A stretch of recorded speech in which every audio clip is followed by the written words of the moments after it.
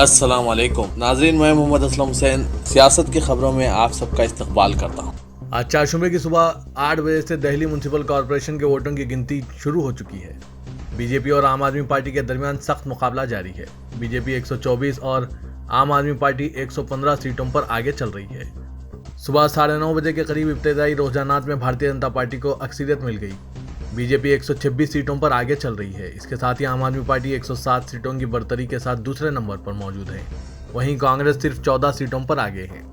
Voting के बाद जारी होने वाले एग्जिट पोल्स के मुताबिक आम आदमी पार्टी को दिल्ली म्यूनसिपल कॉरपोरेशन इंतखाबात में भारी अक्सरियत मिलने की पेशगोई की गई थी। सुबह 9 बजे तक के इब्तदाई रुझानात में आम आदमी पार्टी 88 सीटों पर चल रही थी। बीजेपी 86 और कांग्रेस 8 सीटों पर आगे थी, लेकिन 9:30 बजे के रुझानात में बीजेपी आगे चल रही है। तमाम रुझानात शाम तक साफ हो जाएंगे। साबिक मरकजी वजीर और एनसीपी सरबराह शरद पवार ने महाराष्ट्र और कर्नाटक के दरमियान सरहदी तनाज़े के लिए मरकजी हुकूमत और कर्नाटक हुकूमत को जिम्मेदार करार देते हुए 48 घंटों का अल्टीमेटम जारी किया है। उन्होंने कहा कि अगर महाराष्ट्र की गाड़ियों पर हमले बंद नहीं हुए तो मैं खुद बेलगाम हो जाऊंगा। अपनी रिहायशगाह पर मुनक़िदा प्रेस कॉन्फ्रेंस में शरद पवार ने गुज़िश्ता 24 घंटों में कर्नाटक में महाराष्ट्र की गाड़ियों पर हमलों की शदीद मजम्मत की और कहा कि इससे महाराष्ट्र की कई तंजीमों और शहरियों में शदीद नाराज़गी पाई जा रही है। शरद पवार ने अल्टीमेटम दिया है कि अगर 48 घंटों में कर्नाटक में महाराष्ट्र की गाड़ियों पर हुए हमलों को रोका नहीं गया तो महाराष्ट्र के अवाम के सब्र का बांध टूट जाएगा और इसके लिए मरकजी हुकूमत और कर्नाटक हुकूमत जिम्मेदार होगी। शरद पवार ने बसवराज बोम्मई को खबरदार किया कि अगर अगले 48 घंटों में मराठी बोलने वालों के साथ नाइंसाफ़ी बंद नहीं हुई तो मुझे भी बेलगाम होना पड़ेगा। वज़ीर के बेलगाम में कंट्ररक्षण वेदिका नामी तंजीम के कारकुनों ने महाराष्ट्र की गाड़ियों पर हमला किया और मुतद्दिद गाड़ियों को रोका। इसके अलावा वहां मराठी बोलने वाले शहरियों के इलाकों में दहशत पैदा की जा रही है, जिसकी वजह से महाराष्ट्र में मुख्तलिफ समाजी और सियासी तंजीमों में बेचैनी पाई जा रही है। बाबरी मस्जिद की शहादत की 30वीं बरसी पर भी मुसलमानों और मुल्क के सेकुलर अफराद के जख्म अभी तक ताज़ा हैं और वो इसकी शहादत पर सोशल मीडिया पर बड़े पैमाने पर रंज व गम का इजहार कर रहे हैं। वज़ीर के 6 दिसंबर 1992 को अयोध्या में कार सेवकों ने बाबरी मस्जिद को शहीद कर दिया था। मस्जिद की शहादत के बाद तवील कानूनी जंग का इख्तिताम सुप्रीम कोर्ट में हुआ, जहां रंजन गोगोई की सरबराही वाली अदालत उज़्मा की 6 रुकनी बेंच ने आइन के आर्टिकल 142 के तहत अपने खुसूसी इख्तियारात का इस्तेमाल करते हुए मस्जिद की जगह पर राम मंदिर की तामीर का फैसला सुनाया था। बाबरी मस्जिद की 30वीं बरसी पर मुख्तलिफ सोशल मीडिया प्लेटफॉर्म पर मुसलमान समेत मुख्तलिफ अफराद अपने रंज व अफसोस का इजहार कर रहे हैं। ट्विटर पर बाबरी मस्जिद के नाम से तकरीबन 35,000 ट्वीट किए जा चुके हैं। इसी तरह ब्लैक डे के नाम से भी हज़ारों ट्वीट किए गए हैं, जबकि फेसबुक और दीगर सोशल मीडिया साइट्स पर लोग अपने अंदाज में इस वाक़े पर अफसोस, दुख और रंज का इजहार कर रहे हैं। CPIM लीडर सीताराम येचुरी ने भी बाबरी मस्जिद इन्हदाम की तस्वीर शेयर करते हुए लिखा, ये अहम है कि 6 दिसंबर 1992 को जो कुछ हुआ इसको कभी फरामोश नहीं किया जाए, ताकि इस बात को यकीनी बनाया जाए कि वो सियाह दिन लौट कर ना आ सके। हिंदुस्तान बिला तफरीक मजहब व मिल्लत, ज़बान, इलाका, सनफ और रंग के सभी मज़ाहिब के लोगों का है। भाईचारा ही इसको हिंदुस्तान बनाता है।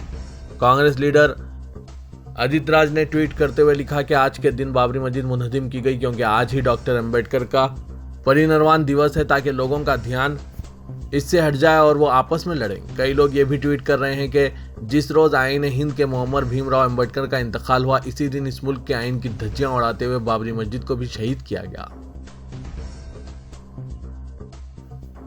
मथुरा की शाही मस्जिद ईदगाह में हनुमान चालीसा पढ़ने के लिए जाने वाले अखिल भारतीय हिंदू महासभा के एक लीडर को गिरफ्तार कर लिया गया। अहदेदारों ने बताया कि तंजीम के 8 दीगर कायदीन को भी शहर के मुख्तलिफ मुकामात में वाक़ इनके मकानात से हिरासत में ले लिया गया।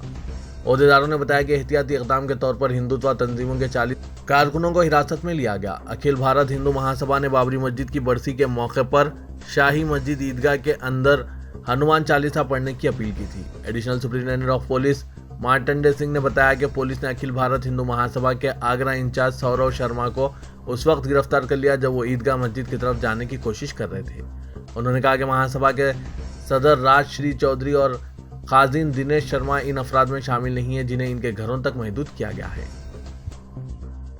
सुप्रीम कोर्ट ने 2016 के नोटबंदी के फैसले को चैलेंज करने वाली दरख्वास्तों की समाअत करते हुए कहा कि वो खामोश तमाशाई का किरदार अदा नहीं करेगी और हाथ जोड़कर खामोश बैठ नहीं रही है, क्योंकि ये एक इख्तिसादी पॉलिसी फैसला था।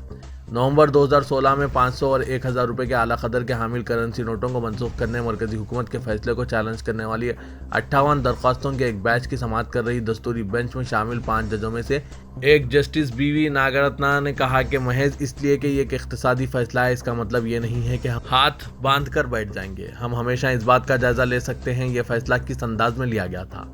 इस बेंच में justice S Abdul Nazeer, justice BR गोई, जस्टिस AS बोपन्ना और जस्टिस V रामा सुब्रमण्यम भी शामिल हैं, जो 8 नवंबर के सर्कुलर की कानूनी हैसियत पर गौर कर रही है। साबिक मरकजी वजीर और सीनियर कांग्रेस कायद M वीरप्पा मोइली ने कहा कि कायद अपोजिशन सिद्धारामैया को सदारामुल्ला खान कहकर मुखातिब करने की बीजेपी की कोशिश इसके शैतानी कल्चर की अलामत है।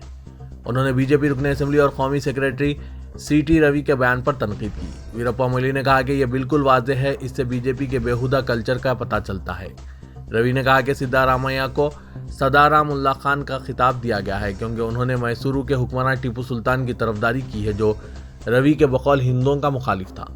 रवि ने यह भी कहा कि सिद्धारामैया वज़ीर-ए-आज़म नरेंद्र मोदी को कातिल, रावण, भीष्मा छोड़ चुके हैं। सिद्धारामुल्ला खान कहना गाली नहीं है। आपको इस नाम से तकलीफ क्यों है?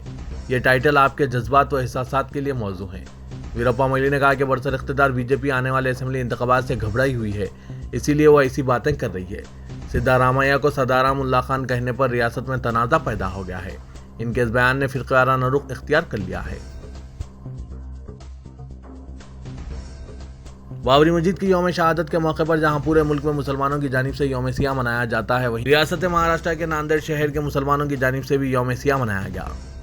6 दिसंबर की सुबह से ही शहर के मुस्लिम इलाकों में पूरे कारोबारी इदारे मुकम्मिल बंद रहे। नांदेड़ के कदीम शहर के देगलुर नाका इलाके के हैदरबाग, मिल्लत नगर, खुदवाई नगर, रहमत नगर, बिलाल नगर, टायर बोर्ड, ईदगाह कमान चौक, मीनार गली, मोहम्मद अली रोड, इतवारा, केला मार्केट के अलावा नए शहर के खड़गपुरा, नई आबादी, मखदूम नगर, लेबर कॉलोनी, निज़ाम कॉलोनी, पीर बुरहान नगर, पीर नगर, फारूक नगर, नूरी चौक के अलावा कई मुस्लिम इलाके में अवाम ने अपने घरों और दुकानों पर सियाह झंडे लगाकर बाबरी मस्जिद की शहादत की मुखालिफत की।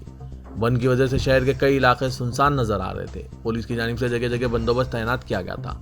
कहीं भी कोई नाखुशगवार वाक़या पेश नहीं आया। इसके अलावा बाबरी मस्जिद की यौम शहादत के मौके पर मुस्लिम नुमाइंदा कौंसिल की जानिब से दफ्तर जिला कलेक्टर के सामने एक एहतजाजी मुजाहरा किया गया। इस एहतजाजी मुजाहरे में लोगों ने हुकूमत मुखालिफ नारेबाजी की और बाबरी मस्जिद की असन्न तामीर का मुतालबा किया गया। मुत्तहिदा अरब इमारात के सदर शेख मोहम्मद बिन जायद अल नहयान ने एक ही रोज़ इजरायली सदर, अफगान वजीर और कतरी आला हुक्काम से मुलाकात की। गैर मुल्क की सियासी तज्जियाकारों की जानिब से मुत्तहिदा अरब इमारात के सदर शेख मोहम्मद बिन जायद अल नहयान के इस हवाले से तारीफ की जा रही है। गैर मुल्क की खबर रसां एजेंसी शेख मोहम्मद बिन जायद अल नहयान ने गुज़िश्ता रोज़ अबू धाबी में इजरायली सदर इसहाक हेर्ज़ोग और कतर में अफगान वजीर से मुलाकात की। रिपोर्ट्स के मुताबिक UAE के सदर और अफगान वजीर के दरमियान दो तरफा ताल्लुकात समेत दीगर उमूर पर गुफ्तगू हुई। मुत्तहिदा अरब इमारात से ताल्लुक़ रखने वाले सियासी तज्जियाकार हसन सजवानी ने शेख मोहम्मद बिन जायद अल नहयान ने इस अमल को काबिल सताइश करार देते हुए सोशल मीडिया पर लिखा कि इलाकाई इस्तेहकाम, अमन और खुशहाली हमेशा मुत्तहिदा अरब इमारात के अहम मकासद है। तेलंगाना कानून साज असेंबली का इजलास तौक़्क़े है कि 12 दिसंबर से शुरू होगा। चीफ मिनिस्टर के चंद्रशेखर राव ने मरकज़ की जानिब से तेलंगाना के साथ नाइंसाफ़ी के रवैये को उजागर करने के लिए असेंबली इजलास तलब करने का फैसला किया है। रियासती काबीना का इजलास 10 दिसंबर को 2 बजे दिन प्रगति भवन में मुनक़िद होगा, जिसमें असेंबली इजलास की तारीखों को तय किया जाएगा। बताया जा रहा है कि असेंबली इजलास 5 दिन या फिर 1 हफ्ते तक जारी रहेगा। इजलास में रियासत की मुआशी सूरत हाल और मरकज़ी हुकूमत की मुखालिफ तेलंगाना पॉलिसी पर मबाहस का इम्कान है। यूनिवर्सिटीज़ के लिए वाइस चांसलर्स के तकर्रुरात, गवर्नर डॉक्टर T सोंदराराजन की जानिब से सरकारी बिल्स की मंजूरी में ताख़ीर, गवर्नर की बाज़ तलबी के लिए असेंबली में करारदाद के अलावा तेलंगाना में CBI, इन्फोर्समेंट डायरेक्टरेट और इनकम टैक्स की कार्रवाइयों पर गौर किया जाएगा।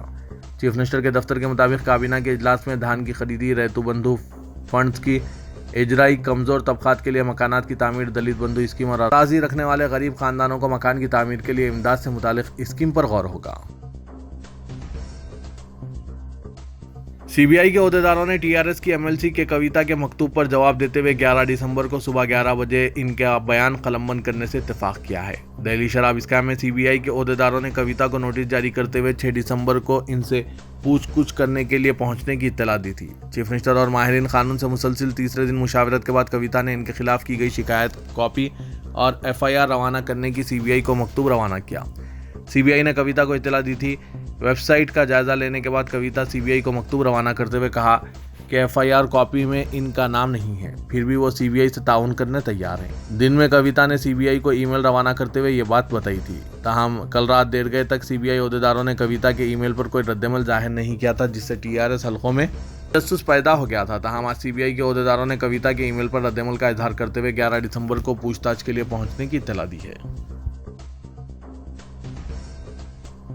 वज़ीर-ए-आज़म नरेंद्र मोदी ने पुलिस ज़्यादतियों का शिकार वाईएसआर तेलंगाना पार्टी सरबराह वाईएस शर्मिला को फ़ोन करके हालिया वाक़यात पर तशवीश का इजहार किया और इन्हें दिल्ली पहुंचकर मोदी से मुलाकात का मशवरा दिया। वज़ीर के chief minister Andhra Pradesh YS Jagan Mohan Reddy ने कल दिल्ली में वज़ीर-ए-आज़म नरेंद्र मोदी से मुलाकात की थी। तब भी वज़ीर-ए-आज़म ने जगन मोहन रेड्डी से इनकी बहन शर्मिला के बारे में बातचीत की थी। वज़ीर-ए-आज़म मोदी ने शर्मिला से खुद टेलीफोन पर बातचीत की, इनके सेहत के बारे में दरियाफ्त किया। शहर हैदराबाद में एहतजाज के दौरान गाड़ी में सवार शर्मिला को क्रेन से लिफ्ट करते हुए पुलिस स्टेशन रवाना करने के वाक़े की मजम्मत की और कहा कि इनकी सारी हमदर्दियां शर्मिला के साथ हैं। बीजेपी के मलून रुकन असेंबली राजा सिंह ने एक बार फिर मुसलमानों के खिलाफ इश्तियाल अंगेजी की है, जिस पर पुलिस ने फौरी हरकत में आते हुए इसे नोटिस जारी कर दिया। तफसीलात के मुताबिक राजा सिंह ने अपने फेसबुक अकाउंट पर दिल्ली शरदा कत्ल वाक़े से मुतालिक मुसलमानों के खिलाफ इश्तियाल अंगेज रिमार्क्स किए। इस सिलसिले में मंगलवार पुलिस ने राजा सिंह को नोटिस जारी की, जिसमें कहा गया कि इसने हाईकोर्ट के अहकामात पर अमलावरी करते हुए एक तबके के खिलाफ पोस्ट किया है। अंदरून 2 दिन इससे वजाहत तलब की गई, बसूरत दीगर कानूनी कार्रवाई का इंतबाह दिया गया। राजा सिंह ने नोटिस पर रद्दमल जाहिर करते हुए कहा कि इसने फेसबुक पर एक छोटा सा पोस्ट तहरीर किया, जिस पर पुलिस की जानिब से नोटिस जारी करना अफसोसनाक है। राजा सिंह का कहना है कि चीफ मिनिस्टर के चंद्रशेखर राव ने इस पर इस कदर तवज्जो मरकूज की है, ये इसकी एक मिसाल है। वाजरे के हाईकोर्ट ने पीडी एक्ट के तहत गिरफ्तार राजा सिंह को हाल ही में मशरूत तौर पर रिहा किया था और जेल से रिहाई के बाद इश्तियाल अंगेज बयानात से दूर रहने और मीडिया से बात न करने की हिदायत दी थी। रियासती वज़रा श्रीनिवास यादव, मोहम्मद महमूद अली, मल्ला रेड्डी और सविता इंद्रा रेड्डी ने हैदराबाद मेट्रो रेल के मैनेजिंग डायरेक्टर एनवीएस रेड्डी और दीगर ओहदेदारान के साथ मिलकर राजेंद्र नगर में पुलिस ग्राउंड का मुआयना किया, जहां चीफ मिनिस्टर चंद्रशेखर राव 9 दिसंबर को हैदराबाद मेट्रो रेल के दूसरे मरहले के कामों का संग बुनियाद रखने के बाद जलसे-आम से खिताब करने वाले हैं। वज़रा और ओहदेदारों के इस दौरे में mayor greater Hyderabad municipal corporation Vijay Lakshmi, deputy mayor M Srilatha, अरकान मुकर्रना M Gopinath, Prakash Goud, R K. Podi Gandhi, Jaipal Yadav, Kishan Reddy, K Yadaiah, Raju और रुकने पार्लियामेंट अजीत रेड्डी भी मौजूद थे। इस मौके पर खिताब करते हुए वजीर आफजाइश मवेशियां श्रीनिवास यादव ने कहा कि हैदराबाद मेट्रो रेल के दूसरे मरहले का प्रोजेक्ट एक अजीम प्रोजेक्ट है, जिसे चीफ मिनिस्टर चंद्रशेखर राव 9 दिसंबर की सुबह 10 बजे संग बुनियाद रखने वाले हैं। ये प्रोजेक्ट 31 किलोमीटर तवील है, जो माइंड स्पेसेस जंक्शन से शुरू होकर शमशाबाद एयरपोर्ट पर खत्म होगा।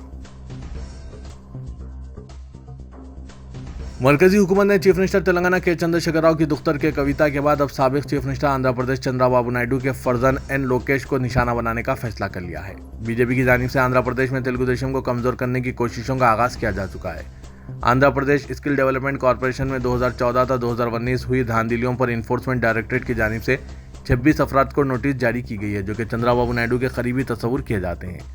ज़राए के मुताबिक दिल्ली शराब स्कैम में तेलंगाना एमएलसी कविता के खिलाफ सीबीआई तहकीकात के आगाज़ के बाद अब कहा जा रहा है कि साबिक वज़ीर आंध्र प्रदेश एन लोकेश को भी ईडी की नोटिस मौसूल हो सकती है, जो 2 अप्रैल 2017 से मई 2019 के दौरान वज़ीर इंफॉर्मेशन टेक्नोलॉजी आंध्र प्रदेश रहे हैं और इनके दौर में ही Andhra Pradesh skill development corporation का स्कैम हुआ था और वाईएसआरसीपी की जानिब से मुसलसिल इस स्कैम पर नुमाइंदगियाँ और शिकायत का सिलसिला जारी था। अब ईडी से साबिक चीफ मिनिस्टर चंद्राबाबू नायडू के 26 अफराद को नोटिसों की इजराई के बाद कहा जा रहा है कि बीजेपी आंध्र प्रदेश में तेलुगु देशम को कमजोर करने की कोशिश कर रही है। Telangana municipal administration, urban development and IT के वजीर केटी रामाराव ने तस्दीक की कि मेट्रो रेल के तोसी अमल को इंतखाबात के बाद एलबी नगर से हयात नगर पॉइंट तक बढ़ाया जाएगा और ये नागुलता एलबी नगर लाइन के मौजूदा तोसी नेटवर्क से बाहम मरबूत होगी। लेकिन अफसोस की बात है कि केटीआर ने पुराने शहर में मेट्रो रेल के कामों से मुतालिक कोई बात नहीं कही है। वादरे के पुराने शहर हैदराबाद में मेट्रो रेल के लिए नुमाइंदगियों पर कोई रद्दमल सामने नहीं आ रहा है। पुराने शहर के अवाम मेट्रो रेल का पहले मरहले के बाद से इंतजार कर रहे हैं।